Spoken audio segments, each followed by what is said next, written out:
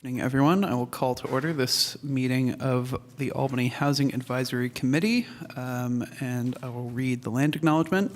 The City of Albany recognizes that we occupy the land originally protected by the Confederated Villages of Lashon. We acknowledge the genocide that took place on these lands and must make strides to repay the moral debt that is owed to this indigenous people, specifically the Ohlone tribe. We thank them for their contributions, which have transformed our community and will continue to bring forth growth and unity. The City of Albany commits to sustaining ongoing relationships with the tribe and together build a better future for all that now make this their home. Can we please have the roll call? Yes, Commissioner Cantu? Present. Commissioner Marks? Here. Commissioner Ramirez? Here. Commissioner Winkler? Here. And Chair Tiedemann. Here. With that, we will move to our first consent item, the approval of the minutes. Are there any questions or comments or corrections on the minutes from members of the committee? I had a question, if I could, because I brought forth this idea of means testing that I think it's important, and I know it was mentioned in the minutes, but I wanted it to be clarified that I'm saying means testing because rent control is to protect low and low-income people, not well-to-do people, and that if someone is affording or able to afford a house or a rental, the owner of the property shouldn't be subsidizing someone else's housing if they're financially able. And I just want to know if that can be in there somewhere, because that's my opinion, and as the commissioner, I'm providing my opinion in that discussion. And I feel that means testing is a critical component of this. I totally get protecting low-income people. At a point, you're protecting doctors and lawyers that are in a rent control department. I think that's not the goal here. So If that works or not. And if I'm out of order, tell me. No, this is perfect. So the minutes currently say that Commissioner Winkler advised that means testing has to be a part of rent control. If you let me know what you think is missing in that statement. Just that rent control is designed to protect low and very low-income people. It's not designed to protect wealthy or well-to-do people, and therefore I believe means testing should be part of rent control. That's what I'd like my comments to say. Okay. If possible. We can pass the minutes with that correction. Are there any other questions, corrections? Go for it. Well, under Commissioner Cantu's remarks, it said he understood the effect of rising costs on landlords and agreed with providing landlords a fair rate of return. Well, what moved me most about Commissioner Cantu's remarks was just talking about what it means to belong in Albany and the feelings about that. And I would like that reflected. I'm sorry, I'm talking. No, I appreciate that because I really felt that I wasn't able to truly express myself because what I really truly wanted to say was when I live in somebody's home, I make memories there. My kids are brought up there.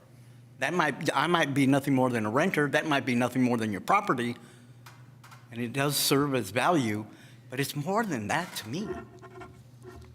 It's a home. Yes, I make it a home, not the landlord. Yeah.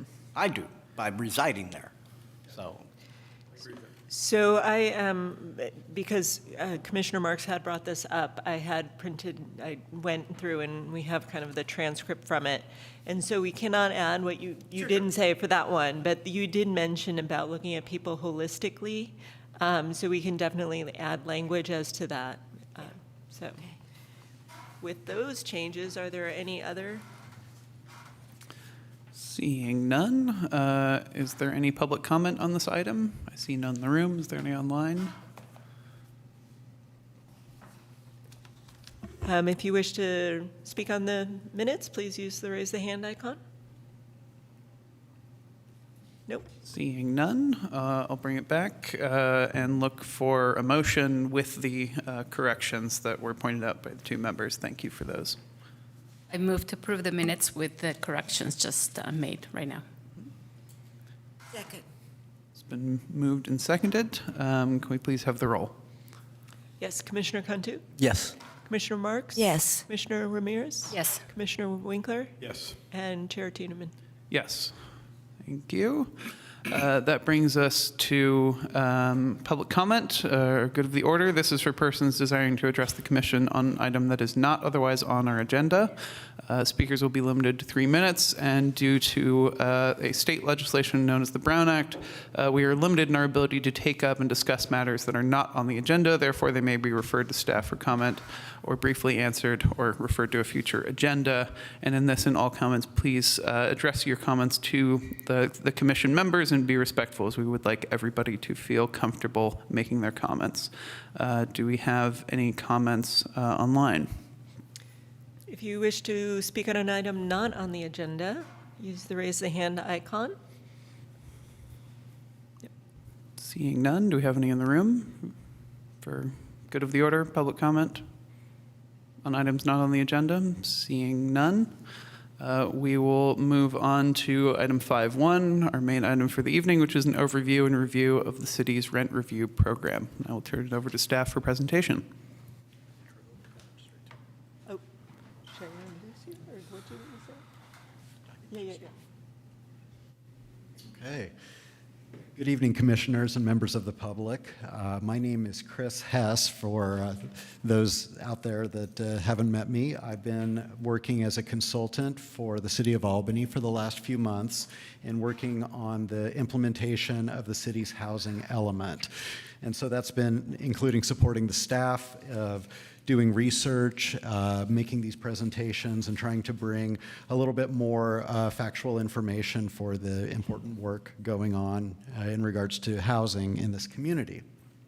This evening, we'll be presenting on the City of Albany's rent review program. I'm going to, didn't advance here.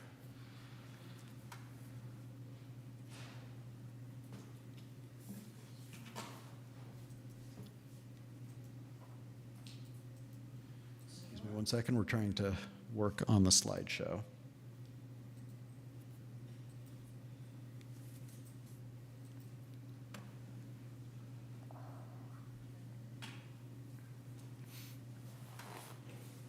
Okay, thank you for your patience.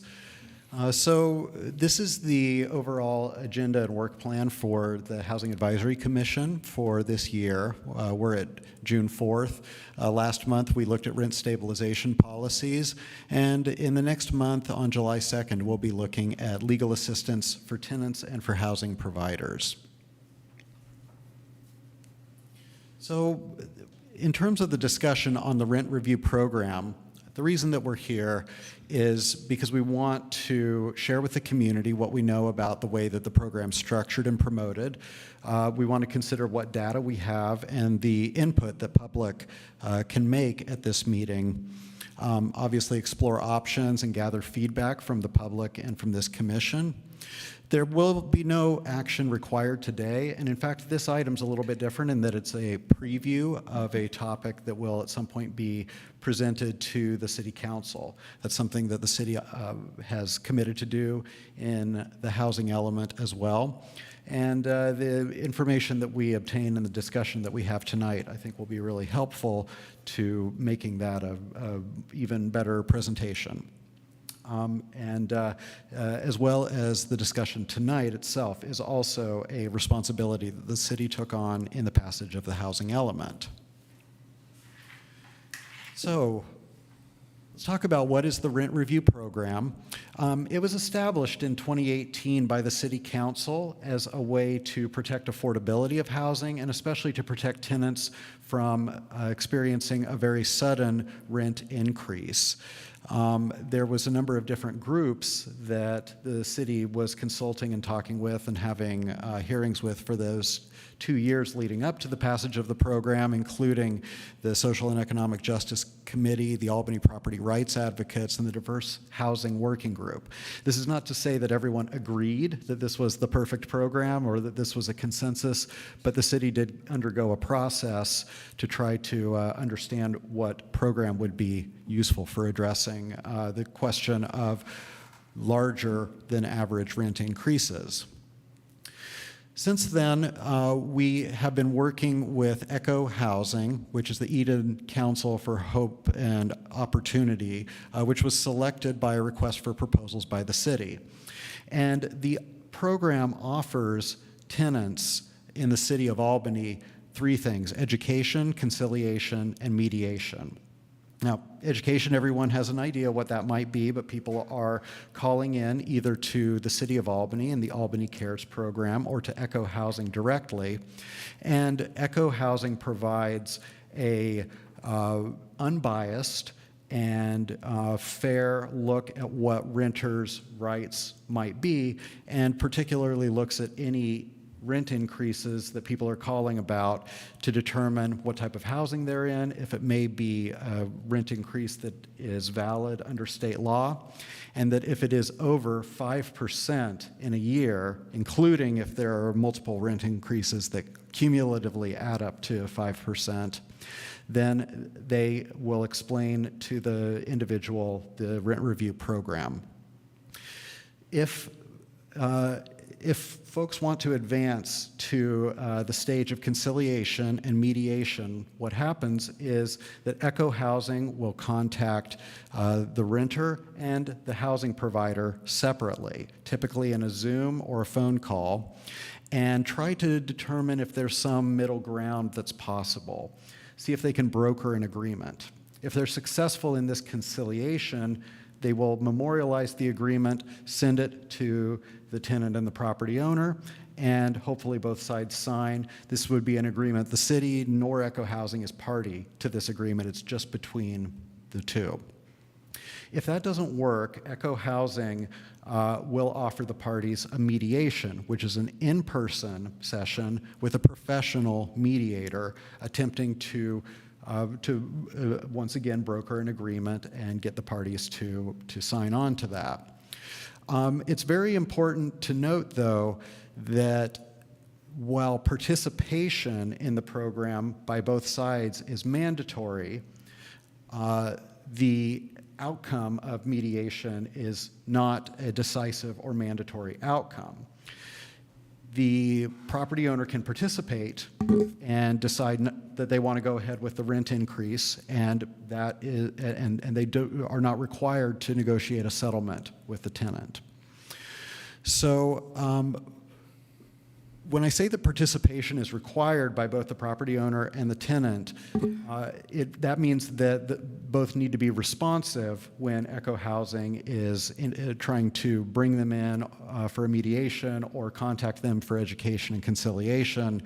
And if they fail to do so, if the property owner fails to participate in the process, Echo will provide notice of that to the tenant, a written kind of report of that, and that would actually invalidate any eviction action, unlawful detainer lawsuit that the landlord filed on the basis of that rent increase. If the tenant fails to participate in some aspect of it, then the process ends and there's no further remedy available to the tenant. Additionally, it's important to note that in the City of Albany, landlords must provide a notice of the rent review program's existence and availability to residents when they provide that notice of rent increase, as well as when they sign the original lease. The city's website has a completely ready-to-go form for property owners to simply print and provide, and it comes in 3 languages with Spanish and Chinese, written Chinese as well. So if an increase over 5% occurs, the tenant must initiate the process. The city is not doing anything to police this. It's completely up to the tenant to fill out the form, also available with Echo or on the city's website or in city offices to begin the process. These calls initiating the process can come into Albany Cares, which is the city staff that assists residents in need, or Echo Housing directly. The process is conducted directly in English and Spanish by Echo Housing. Other languages may require a third-party over-the-phone translator, but they have bilingual staff in English and Spanish. The funding for this program comes in from a $15 per unit per year registration fee called the rent review fee that property owners have to pay when they register their units. There was an error in the staff report because we hadn't completely scrubbed out all other types of fees.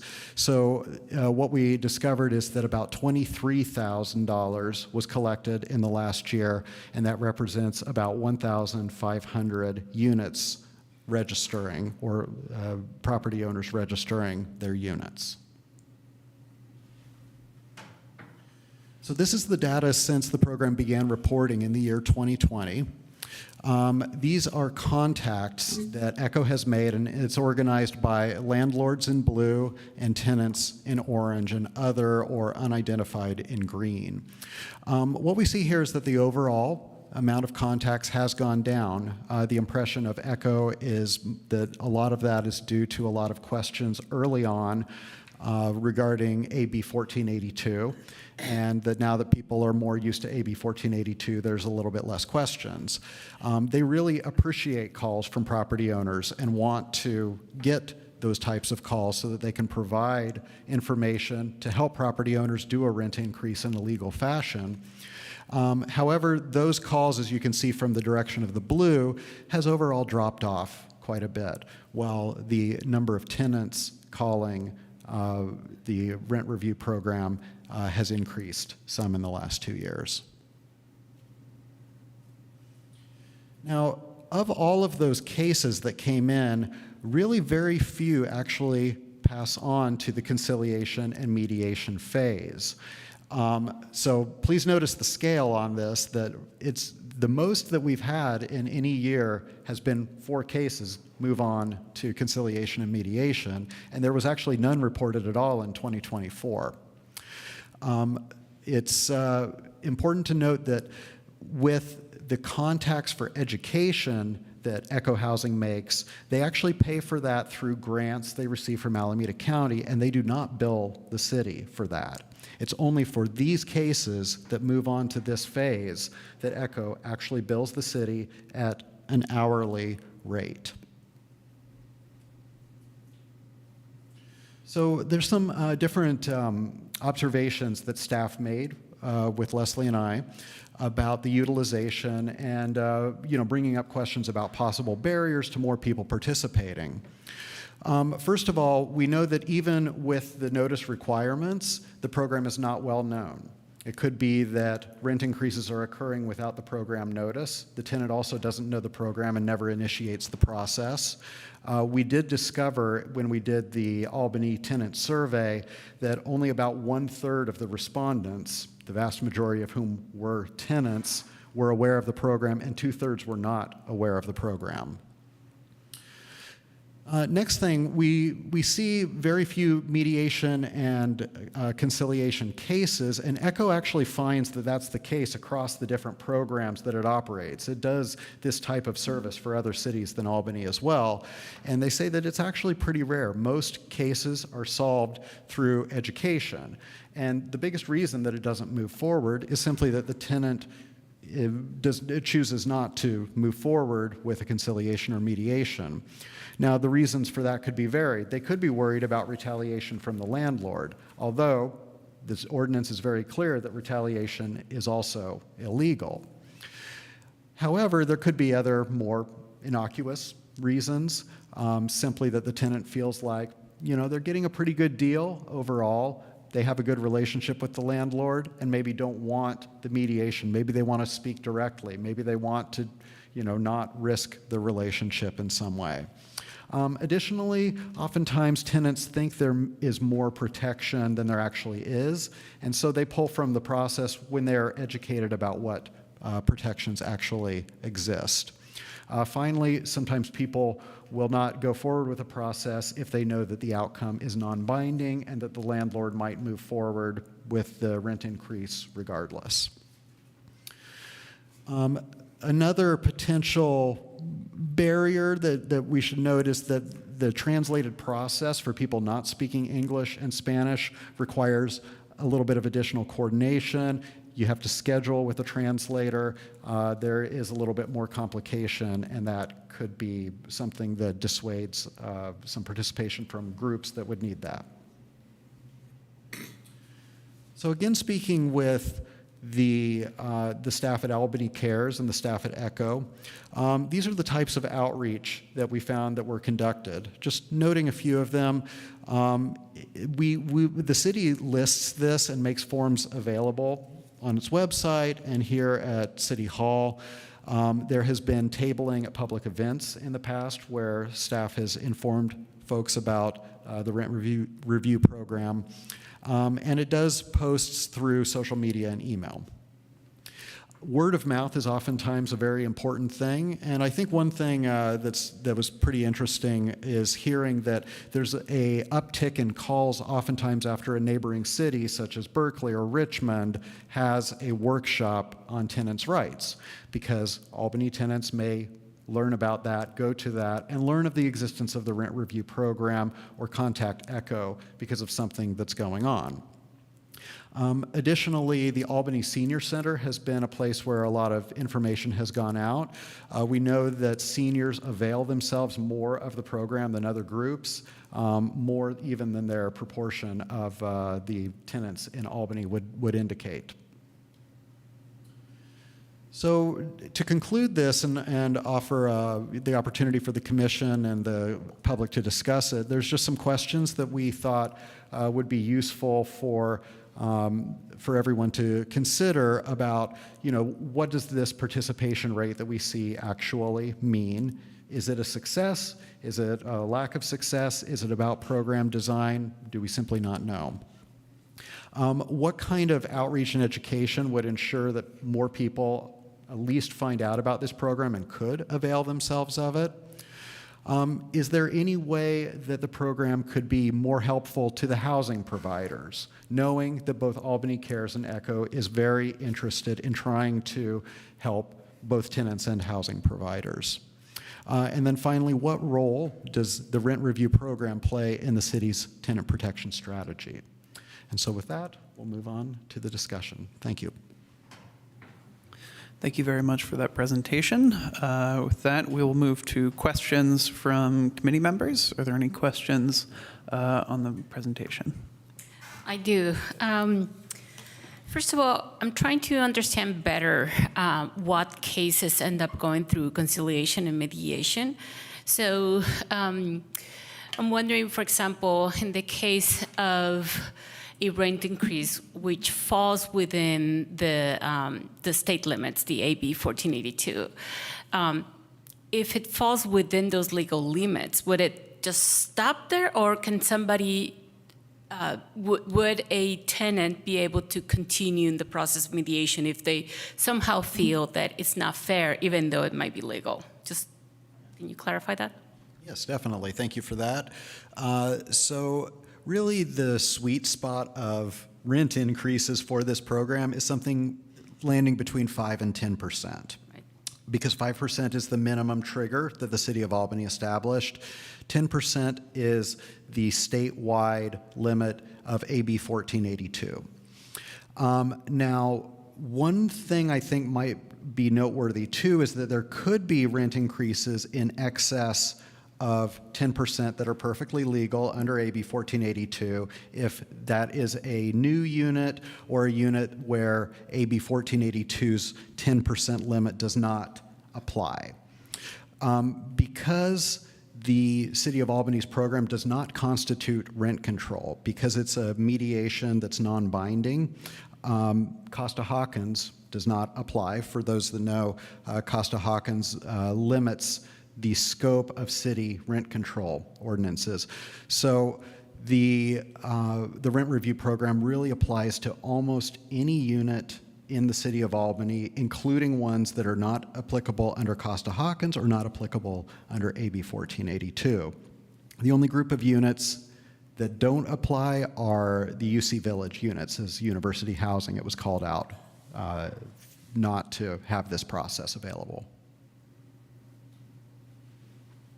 But to answer your question very directly, anytime you get an increase in rent over 5%, you can go through conciliation. You can start conciliation. And if you get a rent increase less than that, you can still contact Albany Cares or ECHO Housing, and they'll talk to you. But the actual process of conciliation and mediation begins with a 5% increase in rent. Yeah, but even if it's legal, somebody could still push for conciliation mediation. Correct. If they somehow feel that it's unfair. Okay, just wanted that clarification. And just one other thing that was slightly, I'm not sure, stated, so I apologize if this is redundant. If, as Chris noted, if it does go to conciliation and mediation, the landlord does need to come, and if they don't attend, that rent increase is invalid. So it's not just that the owner or the renter has a letter saying you can't evict me for that, but that actual rent increase is invalid. So. I have another question, sorry. I was really struck by the comments that the tenants are generally just discouraged from moving through. You listed a number of different reasons, and obviously there's not a lot of cases. But I was wondering on the community feedback. I mean, do you have a sense for how many people talked about, feeling that the process was, I guess the people that express skepticism about the effectiveness or voicing a preference. Do you have a sense for dimension? Are we talking, a whole lot of people? Is it like one or two? Yeah. So I'm going to answer this because I spoke with a previous colleague to the fellow who was running the program until, well, he's off to med school, so we've lost him. So we spoke with Echo Housing staff, but not the fellow who'd been running. So he did not give us an indication in terms of percentages, but he was relaying perhaps why the number of conciliation and mediations were as low as they were, because we honestly came in expecting them to be a little bit higher. And I think, so we don't have percentages, so not super helpful to answer your question, but we don't have that answer. But those were responses when we asked for what feedback have you received, but we didn't ask, like, what percentage of folks do you talk to have you received this feedback? So we don't know. Thank you. Other questions from commission members? Seeing none, we will move to public comment. If you would like to ask a question or make a comment on this item, please raise your hand online or in the room, and we'll start in the room. Any comment? Hi, good evening, Elaine Stelton. So I have called Echo Housing over the years and just sort of also tried to get a pulse on what exactly was happening both with tenants and landlords. And my just overall sense in speaking to them was many of the cases that came to them were either because the landlord was not aware what a legal increase was, or the tenant wasn't aware that the rental increase that they received was actually within legal limits. And when they broached the call with Echo Housing, they got the information they needed, and that was sort of the end of their need for Echo Housing at that point. So maybe that's why things haven't progressed to greater levels. I don't know. The other thing is we did have an eviction moratorium, and we did have other constraints on rental increases for at least 3 years, I think, in Alameda County. So having a 3-year hold on everything might have also produced those numbers. Just one thought. And last but not least, if a landlord does make a mistake, and I would ordinarily say this is a mistake, out of lack of knowledge or whatever, and does give an inappropriate rental increase, that rental increase is void. They are not allowed. If they haven't notified the tenant about AB 1482, that is a void increase, and they cannot ask again. I'll ask you guys. I don't think they can request a rental increase for another year. Is that correct? If they've issued an incorrect rental increase without AB 14, without notice of AB 1482. So I believe the questions will be collected Yeah, to be gotcha. answered at the end. Thank you. Thank you for your comment. Are there any comments online? Excuse me. If you'd like to speak, use the raise the hand icon.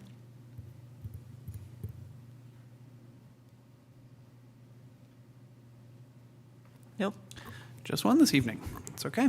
Thank you to our one commenter. Chris, you're about to answer that question. Yes, in the event that the landlord served an increase that had something wrong with it, such as it didn't include that notice, that increase is void, and the landlord needs to start over at the beginning. But they can start over at the beginning from that point, serving the notice and having it, having the rent actually increase according to the timetable that AB 1482 allows. Thank you for that clarification. I'll turn to deliberation from committee members. Does anyone want to start us off? Marty, go ahead. Go for it. I was on the Social and Economic Justice Commission for 14 years. I first raised rent review in 2014, and it went basically nowhere. It was tenants who came to the City Council and the SEJC in 2016 and 2017, and their stories that moved the needle. In 2017, there was a couple with 2 children who rented a single-family home in Albany. The mother worked as a social worker for the Contra Costa County Jail. The father also worked in the public sector and, in addition, coached his children's soccer teams. The landlord informed them that the landlord had a daughter who was starting college. The expenses to send that child to school were $1,200 a month, and so he raised the rent $1,200. The landlord further told the couple he's requiring them to sign a renewed 12-month lease with the new rent or move out in 30 days. The family testified at several public meetings, and I had hoped that would have shamed the landlord into lowering the rent. That did not happen. The father quit coaching soccer and had to get a part-time job so the family could continue to live in Albany. My experience is that tenants in Albany are afraid to speak out, and I asked the mother how she had the courage, and she told me she felt as though she had nothing to lose. I understand that this is an extreme example of a rent increase, but many others were just as disturbing. One tenant testified that the landlord had increased the rent 3 times in 1 year. That tenant told me she felt as though her family was living inside a piggy bank that the landlord could just turn upside down and shake for money whenever he wanted. There is a building of 24 units off Pierce Street facing the freeway. Every tenant in the building got a $400 a month rent increase so the owner could, quote, bring up the rents to market rate, end of quote. The last 2 occurrences were not so extraordinary. It seemed a lot of landlords were looking for market rate rent as opposed to just meeting fair standard of return. All of these 3 examples could and did happen in Albany, and it was perfectly legal. There were no protections for renters at all. Those 3 examples are what happens when the rental market can do whatever he wants with no restrictions. Listening to those stories is what moved the City Council to approve the rent review program. I was on the SEJC when the rent review program passed the City Council in 2018. I believe that Albany renters would at least get their day in court to appeal unfair rent increases. The program has turned out to be so much less than I ever hoped. I cringe whenever I hear a landlord saying the program is working just as it should. I guess it is working just as they think it should. The issues I have with the program are as follows. From the outset, we know that at least 25% or 1 in 4 of the landlords haven't even registered with the city and are probably not paying for a business license. I know the fact that at least 25% of the landlords in the city are not registered upsets the landlords who are registered and paying licensing fees. One of the letters last month from a landlord referenced in his letter that all landlords need to be made to comply. To my knowledge, the city has done nothing to bring those landlords up to compliance. Mr. Hess mentioned tonight that there were 1,500 units registered. In the housing element, it refers to almost 4,000 rental units. So if only 1,500 are rented, it's even less than 25%. So it would appear that more than 25% of the landlords are not registering their units. I think a reasonable person could extrapolate that information to deduce that we know, for starters, at least 25% of Albany renters legitimately have no knowledge of the program. I speak to a lot of tenants. From the inception of the program, they have told me they have no knowledge of the rent review program. The way the tenants are supposed to learn about the program is the landlord is required to, 1, inform tenants when the tenant moves in, and 2, the landlord is supposed to let the tenant know again whenever the tenant is given a rent increase. And as Mr. Hess stated, the city's provided a form in 3 languages that the landlords can use to provide notification. The president of the Albany Property Rights Association sent a letter to the city council stating that it was not the landlord's responsibility to let the tenant know. It was the responsibility of the city. I could accept that that one landlord who wrote the letter obviously did not know how the program worked. He had CC'd that letter to other landlords. Not one of them sent a letter correcting what was said, and some of them even repeated what he said in their own letters. Also, it was not until I stood up at a public meeting and said that to date, no landlord has even stood up in a public meeting to say, yes, we have been giving notice, that a landlord finally stood up and said, yes, they were giving notice.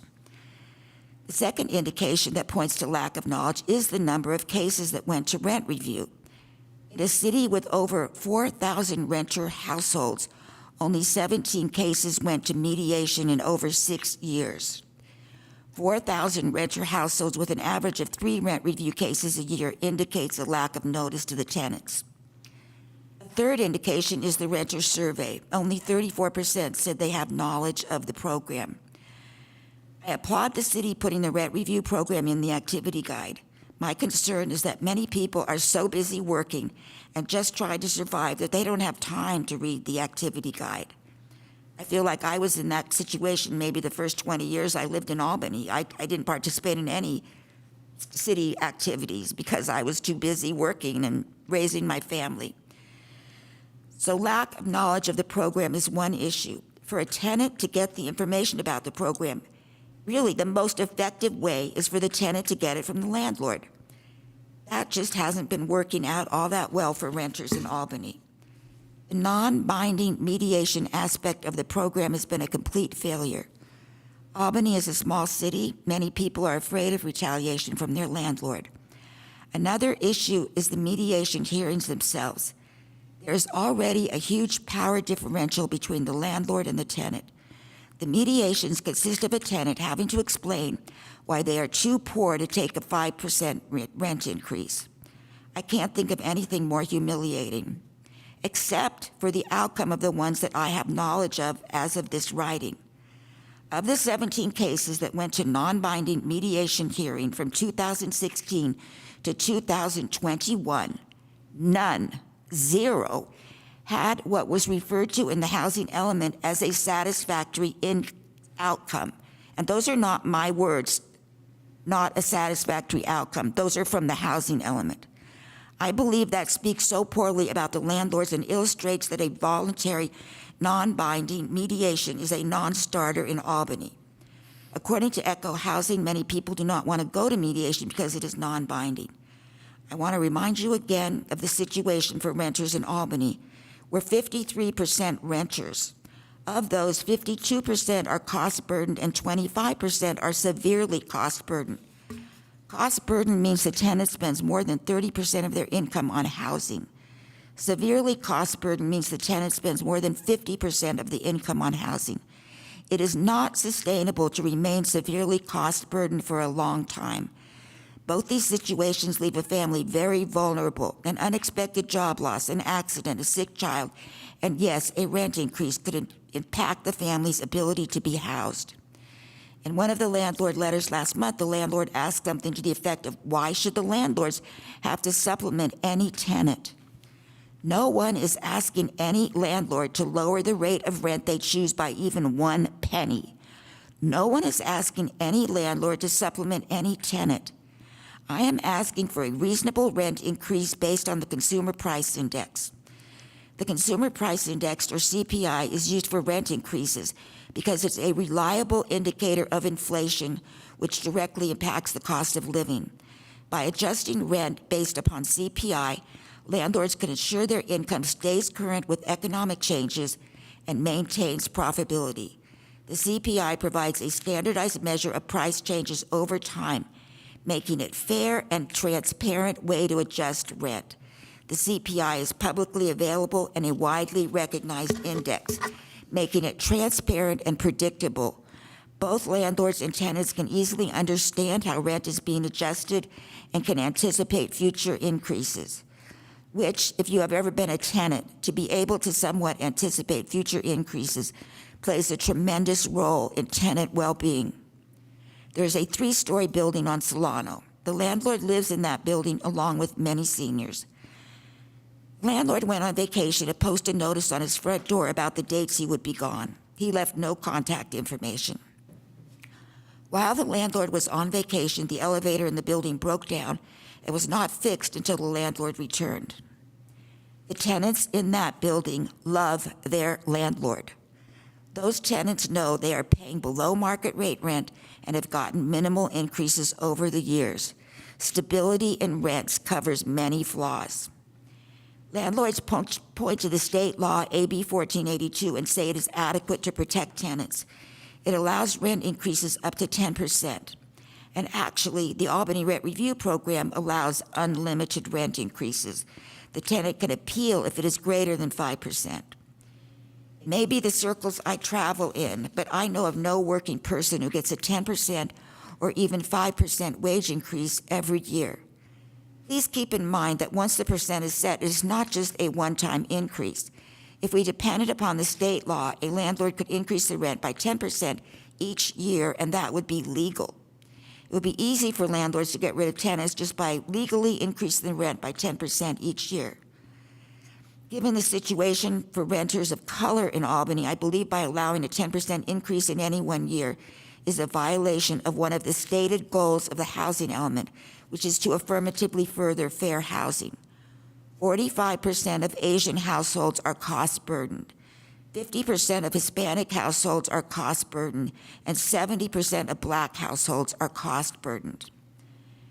When I was writing this, I was trying to find the words to describe how an already cost-burdened tenant feels when they get just a 5% rent increase. It can be devastating.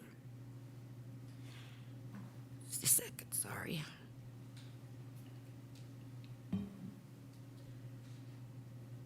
My recommendations are as follows.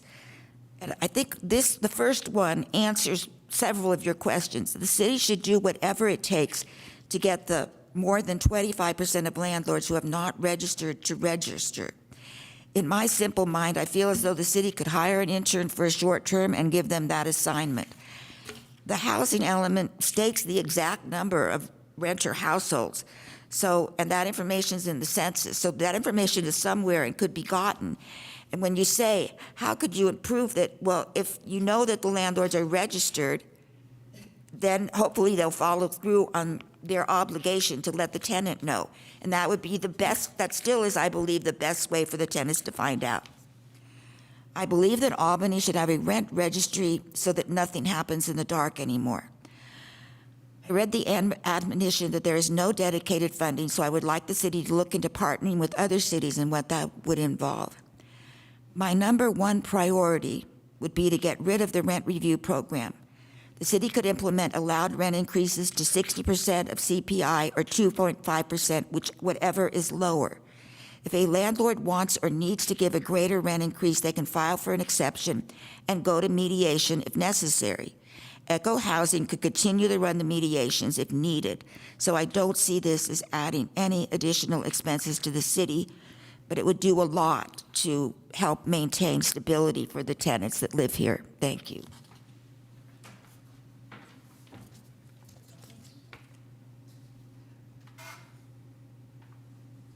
Just want to add to something that the Commissioner Mark said about I think the information I think that the onus is being put on the renters, and it just seems really, really unfair.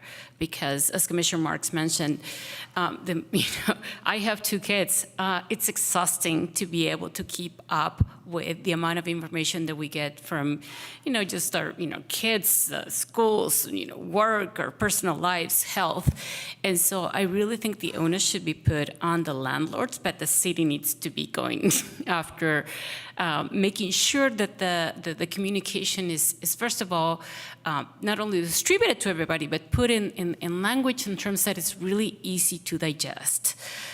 There's a lot of legalese, and I understand the reason behind it, but it makes it really, really difficult for people to really be able to understand, to really be able to discern, what applies to them and what are the rights. So, and there's just so much information that we get that I just really would hope that the city would try to put that onus on the landlords, but provide some guidance around the language that is just easier to digest. So, and I am very, very troubled about the overall fact that it just seems like we just don't have enough information about what the renters, what they know and what they don't know. I just feel like we're still missing a lot of information. So when we move forward on making specific recommendations, I just hope that we're able to really establish some process to really be able to get to really hear from the renters, because that's the piece that I feel like we just don't know enough about, and they don't know enough about what their legal rights are. So Margie, that was a beautiful piece, and clearly I can feel your emotion in nearly every word of what you say. So for me, on the rent review thing, there was not a lot of use of it. So to your point, I'm like, why do we bother with it? It's like there's been, 17 cases. It's like there's nothing there, right? So I agree with you. As to landlords informing the tenants about policy, that should be automatic. I can tell you that on our leases, when we do a lease in California, 1482 comes up automatically as an addendum in our forms. And we have to check if we're subject to or not subject to 1482. So I don't see that as being difficult, and I certainly would encourage all landlords to be willing to provide all that information. Again, I don't think the rent review does much, so if you got rid of it, it wouldn't bother me. If you kept it, it doesn't bother me. I don't think it's that effective. I also believe that all landlords should pay their fees, their business license fees. So I have no objection for someone being hired to do an audit and knock on doors and send letters out and say, hey, you're delinquent on your fees. You bring up, rent increases and controls in your tome as well, Margie, and I got to say that I don't know that that's enough of an increase, just based on how insurance has gone the last 4 or 5 years, what labor costs have done, what material costs have done. They're way in excess of CPI. And it's almost an impossible thing. There are 2 sets of rent-stabilized apartments in New York City that are on the verge or going through foreclosure. One portfolio of 4,300 units, one portfolio of 5,000 units, because when they changed the rules there in 2019 on stabilized apartments, nobody could go to market on their rents, and they're just suffering terribly, and the landlords are trying to give the keys back to the bank. The banks are refusing. They can't manage the buildings. Nobody's there. It's just created a mess in New York City. So I think I'm not against rent control. It's fine with me if we have means testing and if you have a reasonable increase. I don't know that 2.5 or 60% is enough. I'm just saying that as a property owner who has to deal with the income and expenses all the time. But all that said, that's it. Thank you. I'd just like to thank you for your presentation. Secondly, as a renter over the last 22 years, I've never even heard of this program. I've had my rent increased a dozen times. Never, ever has my landlord ever said anything to me about this.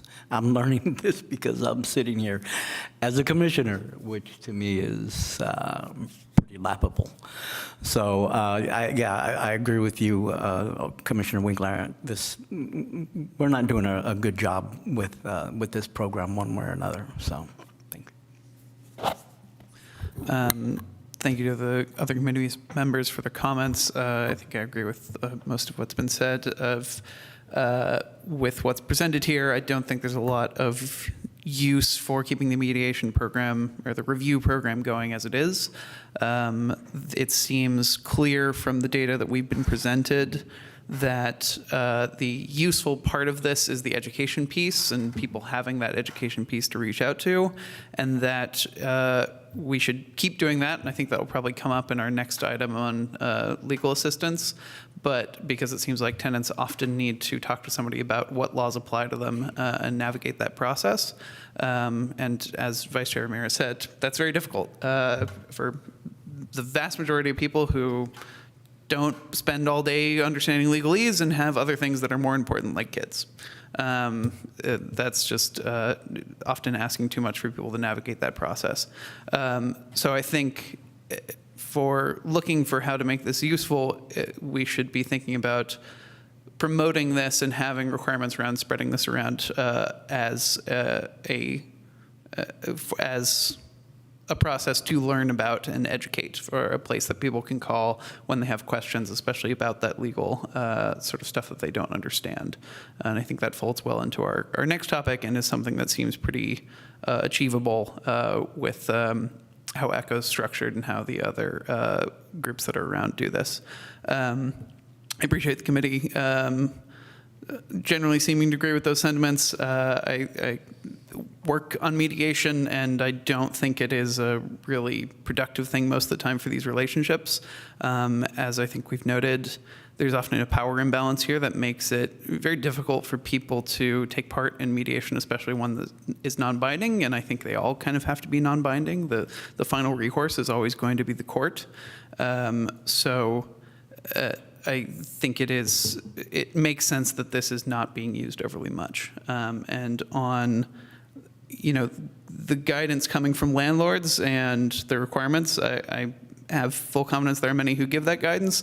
I've been a renter a couple times in Albany. I've had landlords who get it and some that obviously don't get it and don't really seem to understand what laws apply to them and what notice they have to give. So there's always more to do there, but there's also more to do in terms of not just having that touch when you sign a new lease being the only thing where people learn about services that they have access to and education opportunities. And so there's always more to do to promote that and promulgate it among tenants, because there are many who are not going to be figuring this out via what their landlord gives them, or not necessarily remembering that when this problem comes up or anything like that. So I think that's always important to think about.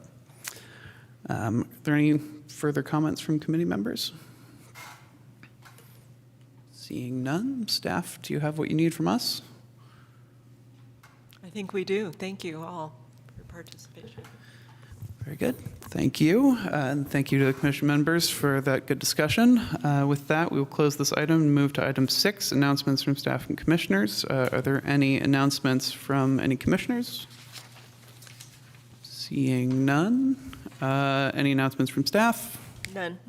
Okay, with that, we will go to adjournment. Our next meeting will be held on Wednesday, July 2nd at 7 p.m. And thank you to the staff for the presentation, and all the commission members and all the members of the public who joined us. We are adjourned.